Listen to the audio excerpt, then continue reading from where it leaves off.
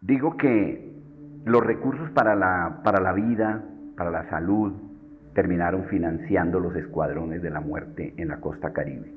Tenemos datos de que fueron asesinados más de 470 en crímenes sistemáticos. Muchos de esos crímenes financiados por los recursos que saqueaban de la salud. Siempre se ha dicho que la salud es una de las instituciones más valiosas, no solamente por el recurso económico, sino por el factor político. Donde ellos sabían que estaba el grupo contrario, no dejaban llevar a los médicos, no dejaban llevar a los grupos de brigadas de salud. En un acuerdo entre políticos, empresarios, sectores poderosos de la economía, se firma un pacto de refundación de la patria y se establece como tal una estructura. Pero cómo incidió también la política para la captación de la renta del Estado. Yo iba a trabajar, a atender unos heridos. Habían equipos de cirugía, habían medicamentos y pasé toda la tarde ahí acompañando, ayudándole al médico, a las demás auxiliares que habían. Las compañeras que estaban al lado, que yo sabía que estaban al lado, se las habían llevado. Yo escuché que una de ellas discutía, se negaba, no quería que se la llevaran. Pero yo no pensé que a mí también me iba a pasar igual. Cuando ya terminó, que ya oscureció, que ya terminó el trabajo, que yo pensé que me iban a subir al carro para regresarme. Me dijeron, ya su trabajo terminó allá, ahora viene su otro trabajo.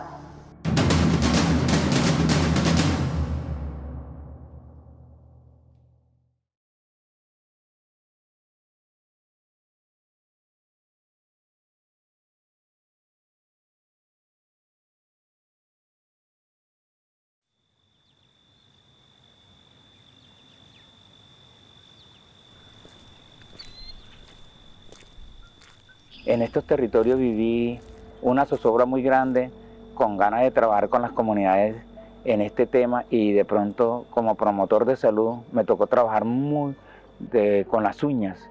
Hubieron muchos muertos por medio de que no había un servicio de salud integral para esas personas en un puesto de salud, y ellos llegaban 50 o 100 hombres armados con mujeres y llegaban, de pronto a veces se llevaban hasta la dotación, y nosotros éramos los responsables de todo eso. Entonces ya quedábamos como el blanco de una guerra. ¿Qué hacían ellos? De pronto llevarse a uno, más tarde aparecía uno por allá muerto. Había muchos paramilitares que trabajaron en la fase de los hospitales, en la parte de salud, de pronto de la Secretaría de Salud, que le dieron puestos porque tuvieron una influencia política. Y de pronto nosotros llevábamos nuestros enfermos y decían, no, usted no puede ir para Bucaramanga, no puede ir para un especialista porque su EPS o su carnet no le cubre esto, porque no habían los recursos. Teníamos que estar con nuestros enfermos aquí en la casa, de pronto pensando en Dios, que era el mejor médico para que nos los curara. Entonces eso fue una de las partes que afectó mucho, porque los recursos no los daban. Le decían, usted lo llevaron en el paseo de la muerte, porque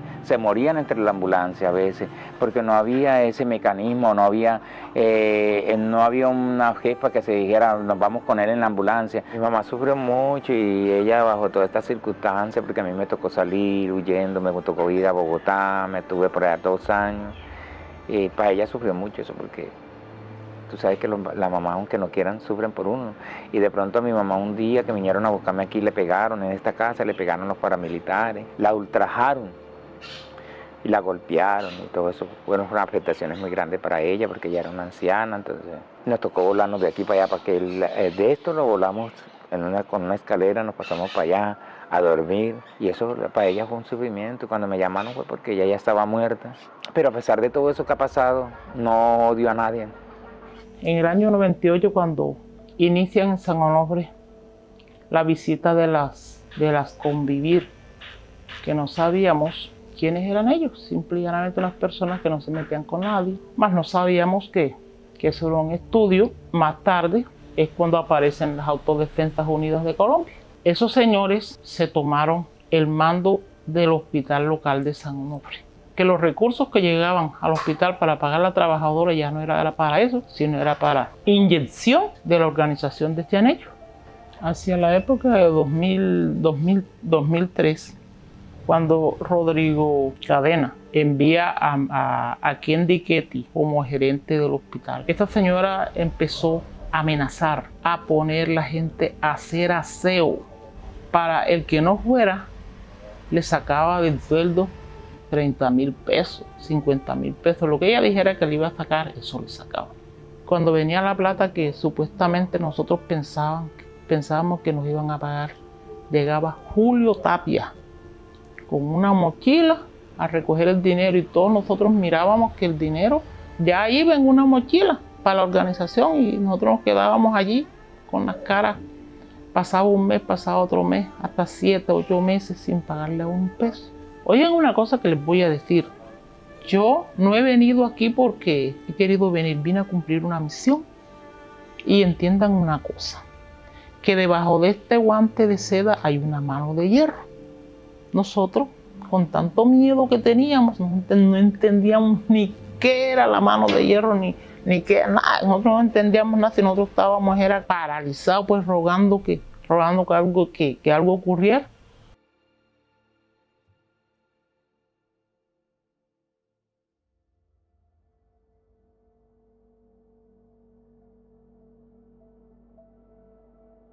Descubrimos en ese proceso que había un sistema financiero paralelo del crimen.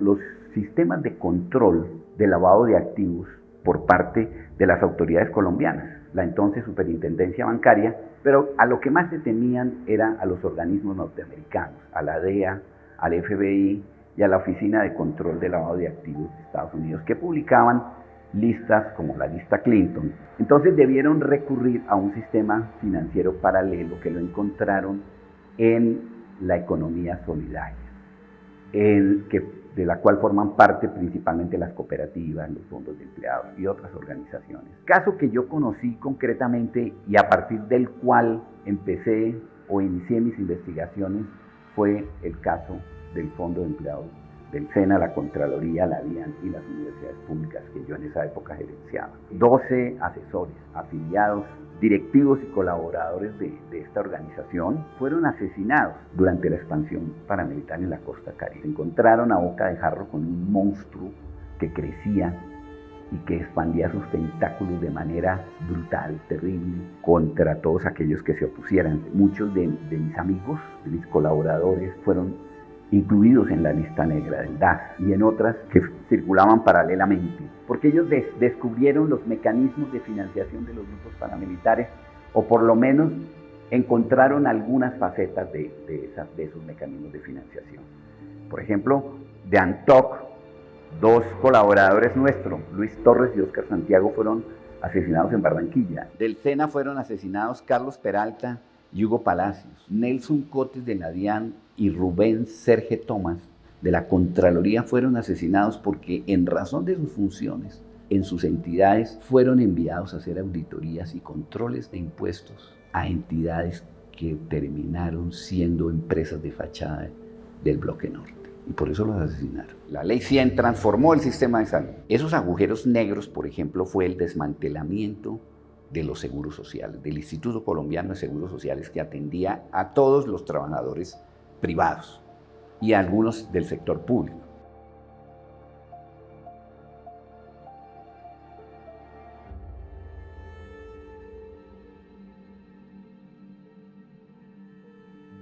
El tema de la salud en el Atlántico obedeció precisamente, se convirtió en un gran negocio o en un negocio lucrativo para ellos, captar esa renta. Llevar la salud a un sistema privatizado fue el primer objetivo. Para ello se necesitó desplazar a mucha gente, pero también se necesitó asesinar a mucha gente. En ese camino cayeron compañeros como Nadine Narváez, gerente de la S Sabana Larga, que fue dictaminado que lo asesinaron personas del bloque José Pablo Díaz, en consonancia con los bloques Héroes de los Montes de María de Córdoba, que tenía incidencia en Sabana Larga, una gama de asesinatos, constreñimientos, amenazas, señalamientos. Dentro de todo ese plan estaba también configurar con otros actores una realidad a la opinión pública haciendo de una mentira que generara odio hacia nosotros los dirigentes. Entonces se empezó el hostigamiento, las amenazas, las persecuciones en contra de nosotros. La salud en el materno infantil, por ejemplo, no tiene contabilidad del 2004 hacia abajo. O sea que ellos inmediatamente ingresaron al departamento y se acentuaron en el municipio de Soledad, empezaron a hacer y deshacer con la renta del Estado. Edgar Ignacio Fierro, alias Don Antonio, y la estructura del bloque José Pablo Díaz no ha dicho ni siquiera el 10% de la verdad frente al tema del materno y frente al tema de las muertes y de las masacres que a ello obedeció. Pero la peor masacre que ha propiciado él es quitarle el recurso o la renta del Estado. O sea, quitarle la plata a la salud de los niños es un delito de lesa humanidad. Que se instale un tribunal de la verdad en Soledad. El mismo Estado se señaló, o el modelo de Estado se señaló, como el mafioso que administra la salud, y él mismo se la quitó y se la entregó a los privados. Eso se tiene que reversar, o sea, plantear una salud pública que es un derecho fundamental transversal a la vida misma del ser humano.